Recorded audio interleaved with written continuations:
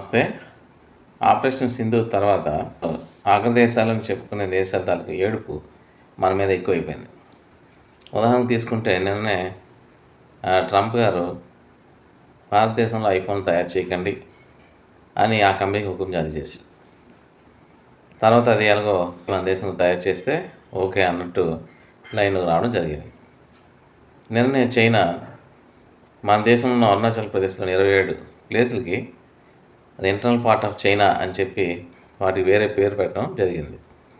ఈ భాగాలన్నీ మా దేశంలో ఉంటాయి అని చెప్పి చైనా తన పటంలో అరుణాచల్ ప్రదేశ్ని చూపించుకుంటూ ఉంటుంది ఎప్పుడు కూడా.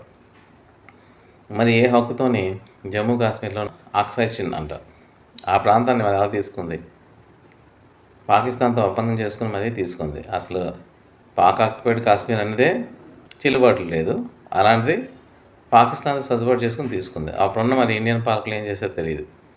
ఆ తర్వాత ఒక రోడ్ని కారిడార్ పేరు మీద పిఓకే మీద నుంచి వేసుకుంటూ పాకిస్తాన్లోకి వెళ్ళేటట్టు ప్లాన్ చేసుకుంది. ఇవన్నీ చైనా చేస్తున్న వేషాలు అన్నమాట. మరి వీటన్నిటికీ మనం ఆమోదం తెలియజేస్తామా? తెలియజేయం. ఆపరేషన్ సింధూర్ తర్వాత వాళ్ళ ఫెయిల్యూర్స్ అన్నీ కూడా ప్రపంచానికి తెలిసిపోయి ఈ తెలిసిపోయిన వాటికి ఎలా డైవర్ట్ చేయడం అని చెప్పి రోజుకో స్టేట్మెంటు రోజుకో విధంగా ప్రవర్తిస్తున్నాయి అగ్రరాజ్యాలు.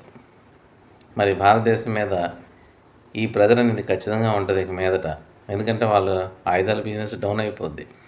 ఇంకా ఫర్దర్గా ఇండియా కనుక మిగతా రంగాల్లో అడ్వాన్స్ అయిందంటే వాళ్ళ జీడిపిలు డౌన్ అవుతాయి. ఇండియన్ జీడిపి పెరుగుతూ వస్తుందో మన మీద ఏదో ఒక ప్రెజర్ పెట్టి దాన్ని ఆ గ్రోత్ని తగ్గించడానికి అవి కుట్రలు చేస్తూనే ఉంటాయి. కాబట్టి ఇలాంటి దశలో భారతదేశం ఖచ్చితంగా తగిన జాగ్రత్తగా ఉండి ఎత్తుకు పై ఎత్తులు వేయాల్సిన అవసరం ఉంది. Thank you.